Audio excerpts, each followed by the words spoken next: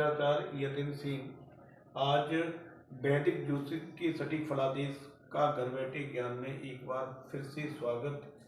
पाठ 4 में आज मैं डिक्टेट करूंगा तिथियों के बारे में।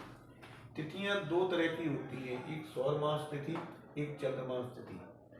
सौर मास तिथि उस दिन से मानी जाती है जब सूर्य एक राशि से दूसरी राशि में प्रवेश करता है, यानी सूर्य यहाँ है यानी मकर में है और मकर के बाद मेष में जाता है, तो उसे हम एक सौर मास मानते हैं, एक दिन मानते हैं या एक तारीख मानते हैं।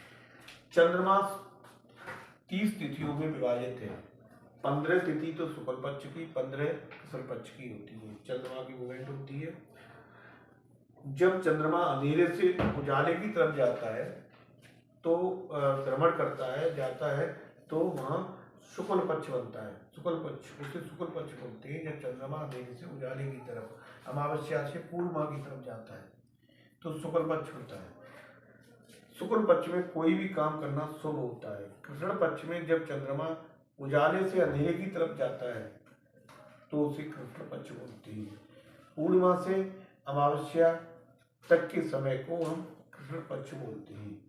अब हम क्या है, तिथि के बारे में बात करेंगे कि हमारे पास तिथि है। चंद्रमा जो है 12 डिग्री डिस्टेंस तय करने में जो बीच का जो समय है उसको हम एक तिथि बोलते हैं। उसको क्या कहते हैं? एक तिथि है। जैसे हमने शुक्ल पक्ष और कृष्ण पक्ष की 15-15 भागों में डिवाइड किया है, 15-15 तिथियों में डिवाइड किया है।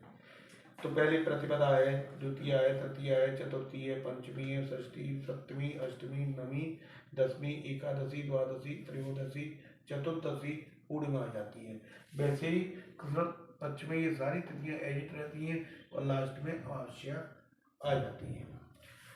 अब इसमें देखेंगे कि जो शुभ और अशुभ तिथियां कौन सी हैं जिसमें हमें कोई काम करना चाहिए और कोई काम नहीं करना चाहिए।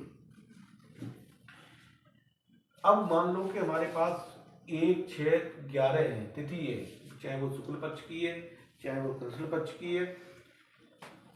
तो उसमें हम ये देखेंगे, इसमें नंदा, इसको नंदा तिथि बोलते हैं। क्या बोलते हैं इसको? नंदा तिथि। इसमें कोई भी हम काम करें बहुत शुभ होता है, देख के करेंगे। यदि उस दिन शुक्रवार होगा, यदि उस दिन कौन सा होगा? शुक्रवार, तो हम ग्रह बीज बोना, गृह कार्य करना, नृत्य सीखना, ये अच्छे शुभ होते हैं।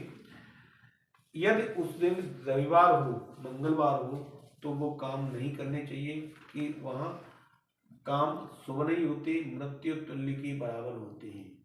दूसरी तिथि है नंदा तिथि। 2, 7, 12 तिथि नंदा तिथि कहलाती है।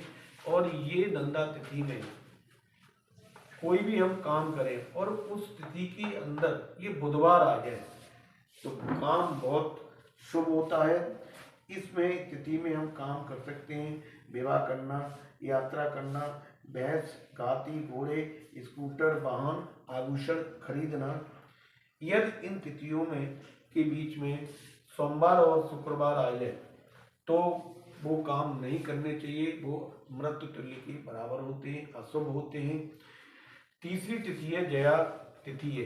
इसमें 3, 8, 6, 3, 8, 13 को हम जया तिथि बोलते हैं। यदि इन तिथियों के बीच में मंगलवार हो तो काम करना सबसे ज़्यादा शुभ होता है।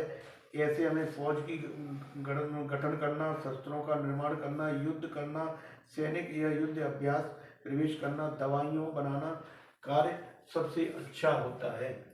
यदि इन तिथियों के अंदर बुधवार हो तो वो काम, कोई भी काम नहीं करना चाहिए कि वो अशुभ होते हैं। रिक्ता तिथियां हैं 4, 9, 14। यदि इन तिथियों में शनिवार आ जाए तो काम बहुत शुभ होता है। और जैसे मुकदमा दायरा करना, ऑपरेशन करवाना, ईंटा भट्ट का उद्घाटन करना, बम विस्फोट, आतंकी गतिविधियां, शास्त्रों का निर्माण, डकैती डालना, इस तरह की गतिविधियां बहुत शुभ होती हैं। यदि इन्हीं के बीच में गुरु आ जाए, इन तिथियों में गुरु आ जाए तो वो कोई भी काम नहीं करना चाहिए, वो अशुभ होते हैं। तीसरी लास्ट तिथि है पूरा तिथि है। पूरा तिथि में 5 10 और 15 तिथि में यदि गुरु हो, इन तिथि में गुरु आ जाए तो काम बहुत शुभ होता है।